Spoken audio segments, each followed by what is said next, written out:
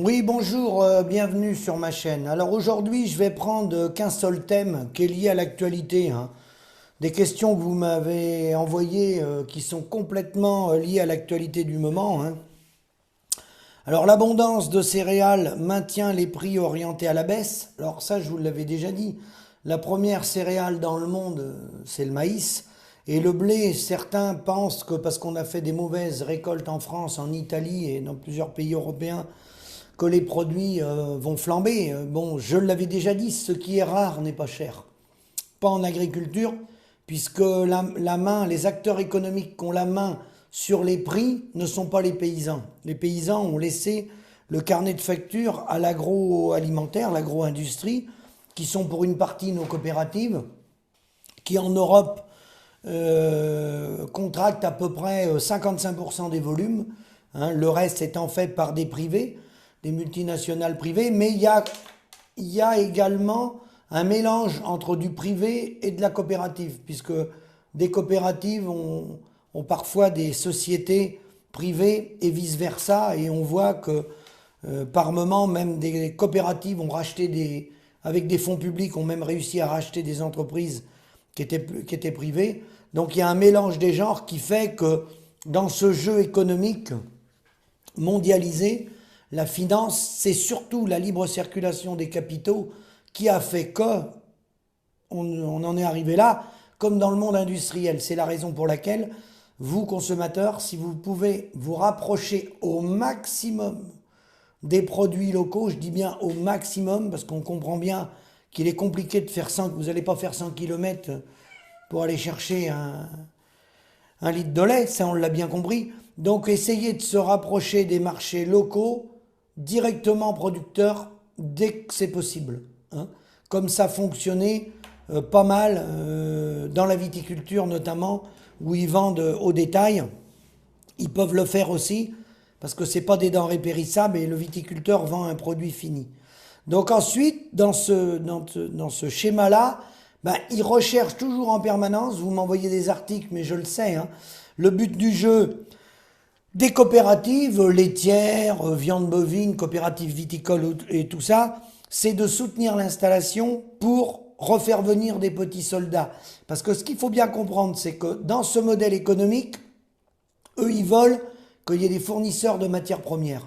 À partir du moment qu'il y a activité, peu importe l'activité, à partir du moment où ils vont vous convaincre d'investir dans du hors-sol, dans des plantations de vignes, dans des bâtiments à vaches laitières, etc., à partir du moment que vous allez faire de l'activité, vous allez faire un chiffre d'affaires, vous allez enclencher toute la mécanique des gens du para-agricole qui vont accompagner ces projets. C'est les chambres d'agriculture, c'est la mutualité sociale agricole, c'est les centres comptables, c'est les phytos, c'est les engrais, c'est l'irrigation. Qui dit activité dit business. Pas pour l'agriculteur, malheureusement. Il y en a que, je dirais, un bon 15% qui tirent leur épingle du jeu. Les autres, ben, ils brossent de l'air, ils brossent du chiffre pour faire vivre tout le secteur qui s'est mis autour de l'agriculture. Et il se trouve en plus qu'on a délégué pas mal, trop à mon sens, parce qu'on a manqué tout ce qu'on en est la plupart. Moi le premier, je l'ai déjà dit, on a manqué de formation, il fallait des formations pendant au moins une année pour appréhender avant de s'installer, et c'est conduire une exploitation, c'est conduire une entreprise, et il fallait avoir des bases minimum par rapport à la conduite de l'élevage, par rapport aux soins des animaux, par rapport à la conduite des cultures, par rapport à la conduite, les réparations mécaniques du matériel, les notions comptables évidemment, les notions de gestion, les notions fiscales. Et toute cette formation-là, on aurait dû l'avoir avant de s'installer. Au lieu de ça, la plupart d'entre nous, on est passé par des formations agricoles type maison familiale où ça arrangeait bien les parents parce que les parents avaient besoin de main-d'œuvre dans les exploitations, pas moyen, ils n'avaient pas les moyens de se payer la main-d'œuvre. Donc on était une semaine à l'école, une semaine à travailler soit en stage dans des exploitations, soit chez les parents. Et ça, ce n'est pas bon. C'est hors sujet. Dans la société d'aujourd'hui, la formation est indispensable, non pas pour nous empêcher de faire des erreurs, mais pour appréhender mieux les problèmes et pour nous éviter de faire trop d'erreurs. Si on est bien formé, ça évite de faire un certain nombre de bêtises qu'on n'a plus faire parce qu'on n'arrive pas à maîtriser tous les sujets. Une exploitation, un exploitant agricole, autrefois, on disait que celui qui était le moins bon à l'école, c'est lui qui restait à la ferme. Eh bien, je dirais que c'était une grave erreur. Compétences, de multiples compétences qui vont du travail de l'atelier à la maîtrise des animaux, à la maîtrise des cultures, à la maîtrise de la comptabilité, l'entretien des bâtiments, etc., etc. Il faut de multiples compétences. Et comme il n'y a pas un retour sur investissement important, on ne peut pas s'accompagner de main-d'œuvre qualifiée, parce qu'on n'a pas les moyens de payer de la main-d'œuvre qualifiée, puisque la valeur ajoutée a été captée par les acteurs de la filière. Donc là, j'ai un article que vous m'avez envoyé, comment les coopératives laitières soutiennent l'installation. Pour faire face au renouvellement des générations, maintenir leur approvisionnement, leur capitalisation, les coopératives laitières françaises proposent des systèmes de soutien divers pour les jeunes installés, qui se sont renforcés ces dernières années. Alors donc, bien sûr qu'ils donnent des aides, mais s'ils donnent des aides, ça veut dire que le modèle est pas bon. Ça veut dire qu'il y a un déséquilibre dans la filière. La filière est une addition de valeur ajoutée. Ça veut dire que le premier maillon qui produit les valeurs essentielles pour que les autres puissent travailler derrière, le premier maillon est en position d'infériorité par rapport à la grande distribution et l'agro-industrie et l'agroalimentaire. Les rapports de force sont complètement déséquilibrés, ce qui le rend en situation d'exploiter. Nous sommes des exploités du modèle agricole. Malheureusement, c'est le constat qu'on peut faire si on tire des moyennes sur des grandes périodes, sur des longues périodes. Donc le volume de lait, sur le volume de lait, il donne des volumes de lait pour les jeunes qui veulent s'installer en lait, des aides financières. Alors quand il parle de prix de minimum à travers la coopérative, alors rassurez-vous, quand il parle d'un prix minimum, ou quand certaines coopératives donnent un peu plus de prix, c'est tout simplement pour conserver les points de collecte, pour éviter qu'il y ait trop d'hémorragie sur les secteurs. Et eux, comme ils ont des marques à mettre en valeur, ils vont mettre 3-4 centimes, ils peuvent même monter à 10 centimes du litre. Certains le font. C'est pour garder un collège producteur suffisamment conséquent, parce qu'ils les ont perdus dans les autres départements, et ils veulent verrouiller un minimum de volume pour pas qu'il y ait trop d'hémorragie et pour éviter de trop importer.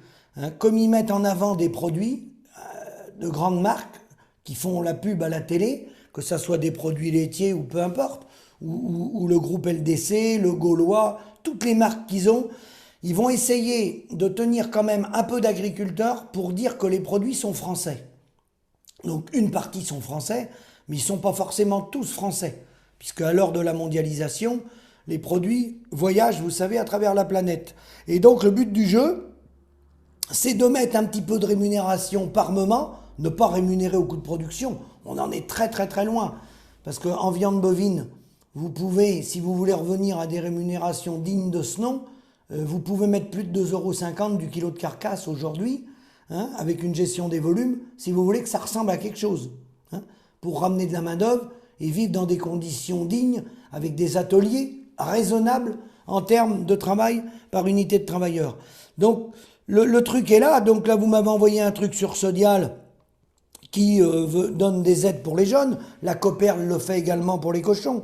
Bon, alors il donne des aides financières qui sont plus ou moins fléchées, aide à la trésorerie, à la capitalisation des parts sociales, l'accompagnement technique et économique, il est fait par la coopérative, donc ce ne sont pas des gens neutres. C'est là justement l'intérêt d'être formé avant d'être installé, parce que l'accompagnement technique et économique, on doit l'avoir avant de s'installer. Moi, je suis comme beaucoup, je l'ai acquéri au fil du temps, mais je ne l'avais pas quand je me suis installé, parce qu'on s'installe souvent relativement jeune derrière les parents, et on n'a pas tous les tenants et les aboutissants. Et à partir du moment où il faut faire appel à des techniciens, le technicien, lui, il va vous emmener dans son système. Lui, il est payé pour vendre des produits. Il ne va pas venir chez vous s'il ne vend rien. Lui, il a des comptes à rendre vis-à-vis des gens qui l'embauchent. Et dans tous ces projets d'installation, à aucun moment, j'ai regardé, il parle de l'assurance l'homme-clé. Faut quand même imaginer que les gens qui s'installent investissent de 100 à parfois plus d'1 million d'euros. Et dans nos exploitations agricoles, on n'a pas l'assurance l'homme-clé. C'est-à-dire que si on a une maladie grave où on doit être arrêté, on devrait avoir l'assurance l'homme-clé. L'assurance l'homme-clé, moi je l'ai chiffré, faudrait à peu près cotiser à hauteur de 6 000 euros à notre compagnie d'assurance pour se faire remplacer avec 2 équivalents temps plein en cas de maladie. Bon, c'est pas prévu dans les installations et tout le monde peut tomber malade et je trouve que c'est vraiment scandaleux d'installer des gens sans aucune garantie en cas de remplacement. Ça veut dire que l'entreprise de facto, elle est très très fragile parce qu'on investit sans avoir le carnet de facture. Donc pour appréhender une rentabilité à court, long et moyen terme, on ne peut pas puisque on n'a pas le levier sur la marchandise qu'on va fournir à l'industriel et on n'est même pas assuré pour se faire remplacer sur l'exploitation si on tombe malade. Je ne vais pas parler du minimum de la mutualité sociale agricole, c'est 29 euros par jour. Donc je ne vais pas vous faire rigoler avec 29 euros par jour. Vous ne pouvez rien faire avec 29 euros par jour. Donc ensuite, vous m'avez envoyé, les contrats doivent être respectés. Les jeunes agriculteurs et la FDSEA dénoncent un désengagement de l'État. Actualité dans le Gers, cette semaine, l'actualité agricole a été chargée. Retour sur la MHE. Les premiers cas de fièvre catarrhale-ovine détectés, vaccination contre la grippe aviaire et beaucoup de sujets brûlants font aujourd'hui réagir les jeunes de la FDSEA. Plus des dégradations, des vols de GPS dans les exploitations. Alors tout ça, les problèmes de maladie, les problèmes de vol dans les exploitations, ça, c'est, je dirais, ça vient dans un second plan. C'est secondaire. Pourquoi c'est secondaire ? Le premier point, c'est d'avoir un modèle économique viable pour ceux qui sont à l'origine de la filière agricole, c'est-à-dire les producteurs, parce que sans les producteurs, il n'y a pas de matière première. Donc sans matière première, à ma connaissance, sachant qu'ils commencent à nous remplacer progressivement, ils s'organisent pour amener de la farine d'insectes, du lait synthétique, de la viande cellulaire, ça fait son chemin petit à petit, voilà, pour faire pression encore, pour continuer de ne pas nous payer, et trouver une parade pour ne pas nous payer. Mais l'acteur majeur aujourd'hui, qui entretient les territoires, 30 millions d'hectares avec les surfaces en prairie, c'est bien l'agriculteur, le paysan, qui joue plusieurs rôles, qui entretient l'environnement, qui respecte l'environnement au maximum de ses possibilités, en étant vraiment maltraités, non rémunérés par la filière, puisque la filière refuse de reconnaître et de rémunérer les producteurs. Donc après, une fois qu'on a dit ça, dans le schéma agricole tel qu'il est, dans notre métier tel qu'on l'exerce, comme dans les autres métiers, il y a des problèmes avec les phytosanitaires, il y a des problèmes avec la gestion de l'eau, il y a des problèmes avec les vols, comme ça peut être dans le bâtiment ou dans plein d'autres métiers. Il y a plein d'autres métiers qui sont équipés, où les entreprises sont complètement fermées, complètement grillagées, complètement barricadées avec des caméras et tout ça. C'est pas unique au monde agricole, ça. Mais pour faire tout ça, c'est une question de moyens. Ça doit rentrer dans le coût de production et les agriculteurs n'ont pas les moyens de se protéger comme ça du vol, puisqu'on arrive au problème de la rémunération. Et ensuite est venu se greffer à notre activité agricole, comme d'autres secteurs d'activité, des mises aux normes qui sont évidemment parfois excessives par rapport à d'autres pays, la loi sur l'eau ou la poussée des écologistes qui a ramené de la suradministration, de la surréglementation, tout ça bien sûr est venu rajouter des couches à tous les problèmes qu'on a, mais bien avant tout ça, ça c'est un problème à ne pas traiter. Le premier sujet, c'est des prix à hauteur des coûts de production. C'est-à-dire qu'à la fin de l'année, est-ce que concrètement nos entreprises qui font de la vache allaitante, des moutons, des canards, du maraîchage, est-ce qu'elles sont rentables, oui ou non ? Si elles ne sont pas rentables, après bien sûr, tous les problèmes de mise aux normes des écologistes et tout ça, ça vient rajouter des problèmes aux problèmes déjà majeurs qu'on n'est pas rentable. Mais de toute façon, si on n'est pas rentable, mise aux normes ou pas mise aux normes, écologiste ou pas écologiste, le loup ou pas le loup, si on n'est pas rentable, on n'est pas rentable. À partir du moment qu'un modèle n'est pas rentable, de toute façon, on tourne en rond. On arrive toujours à la case départ, et le fait de ne pas avoir de rentabilité, qui dit pas de rentabilité, on ne peut pas créer d'emplois.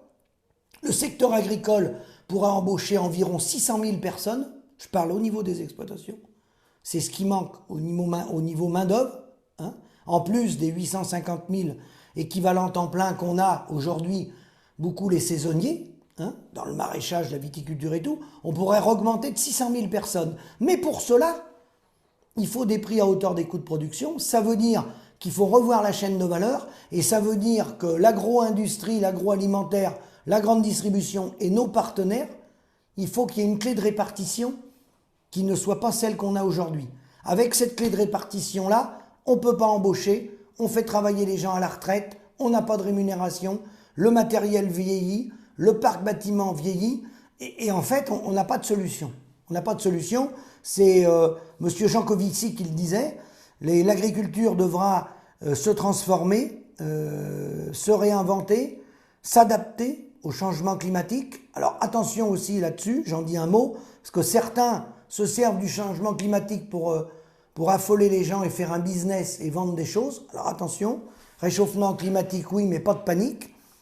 Faut rester raisonnable par rapport à ça. Il ne faut pas faire peur à tout le monde pour nous emmener dans des voies qui vont nous coûter des fortunes pendant que d'autres pays, eux, font aucun effort. Donc faut être très raisonnable là-dessus aussi. Oui, changement climatique, oui, mais toujours pareil, revenons. Nous, on est prêt à faire des efforts, on est prêt à se remettre en cause à une seule condition, et c'est le point central, c'est qu'on soit rémunéré de nos produits agricoles à hauteur des coûts de production, et non par des subventions. Les subventions sont là, bon, pour les zones de montagne, pour les choses qu'on ne peut pas régler, on peut combler avec l'État-providence, parce que tout ne peut pas toujours s'ajuster, mais le revenu, le gros du revenu doit venir des prix agricoles et non des subventions. Les subventions, c'est un piège. Hein, un piège dans lequel l'Europe de Maastricht de 92 nous a entraînés encore plus. Voilà.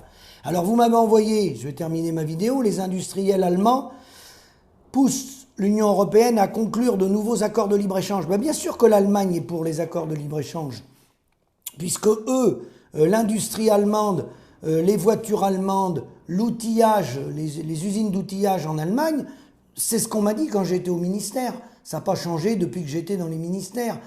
Globalement, ces gens-là, dans le libre-échange, dans la mondialisation, c'est les gagnants de la mondialisation.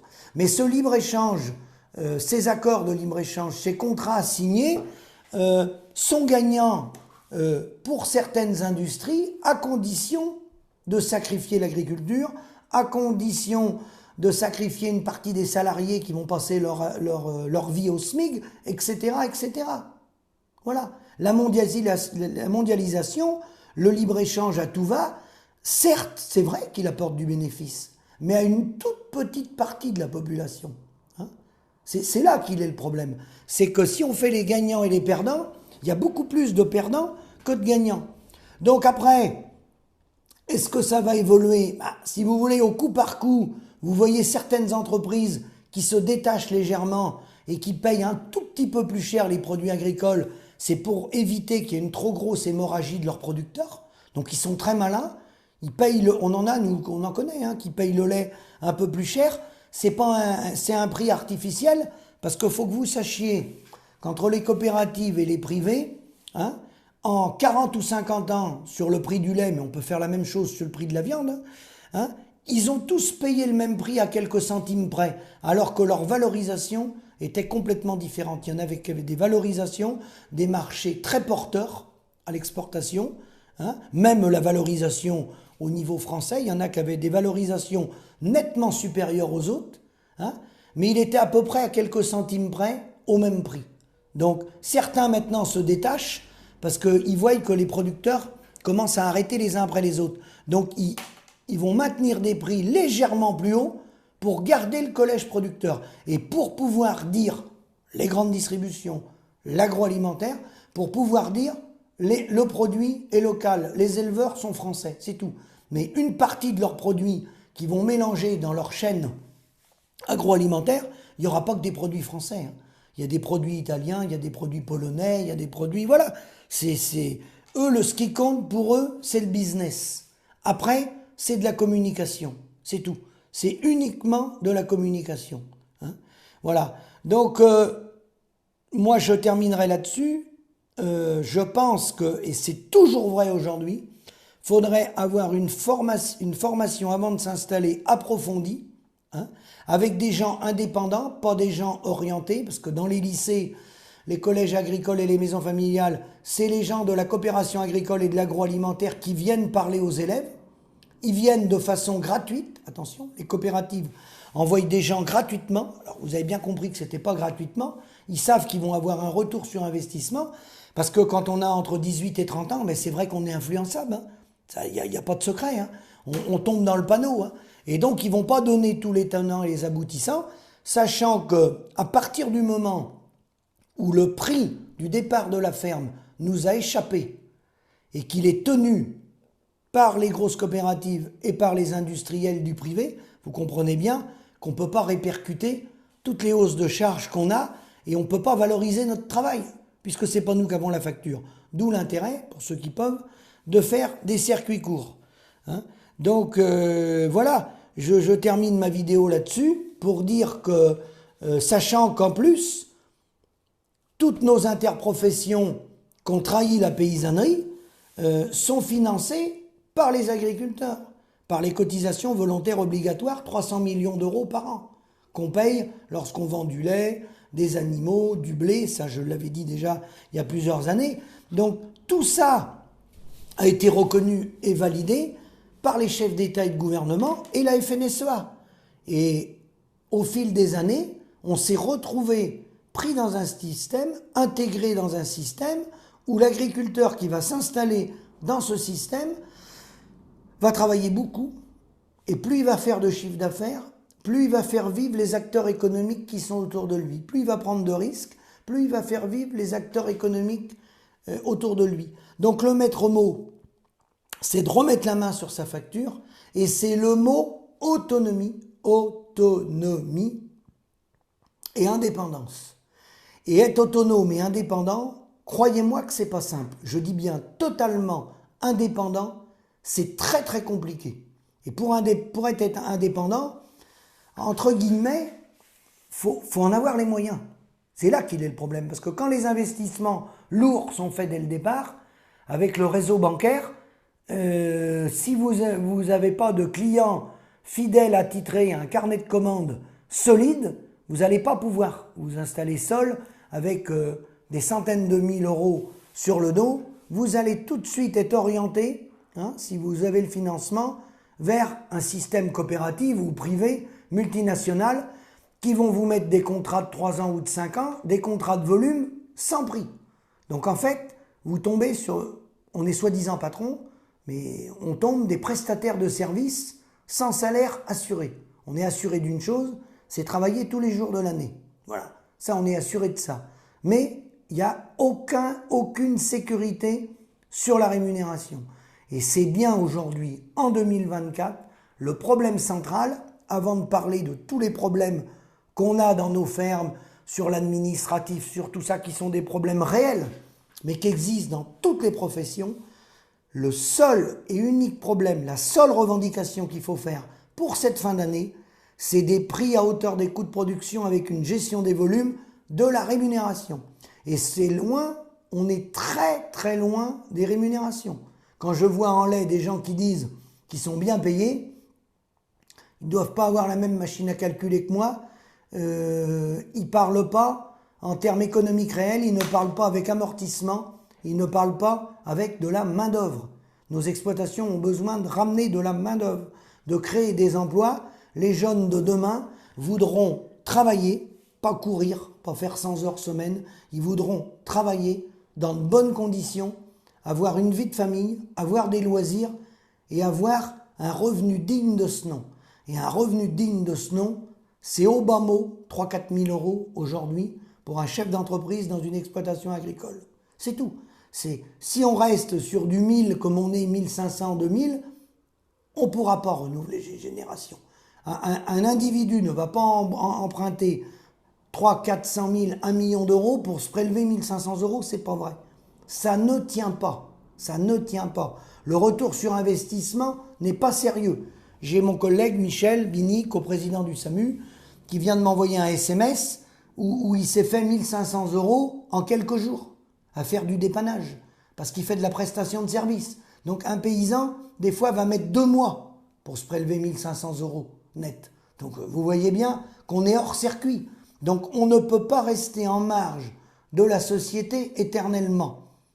Il y a déjà trop longtemps qu'on est en marge de la société et on arrive à dégoûter les gens qui veulent même venir salarier dans l'agricole parce qu'on n'est pas à la hauteur des enjeux.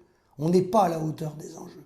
C'est dommage parce que les fermes se sont modernisées, le matériel aujourd'hui est très confortable, on travaille dans des conditions nettement meilleures que nos parents et nos grands-parents, on a drôlement amélioré nos conditions de travail, même dans le maraîchage, il y a des machines, dans la viticulture et tout, mais on a un problème central, c'est que cette filière capte la valeur aux paysans, prive la rémunération réelle des paysans est captée par l'agroalimentaire. En d'autres termes, l'agroalimentaire est parti avec la caisse. Je vous remercie, à bientôt.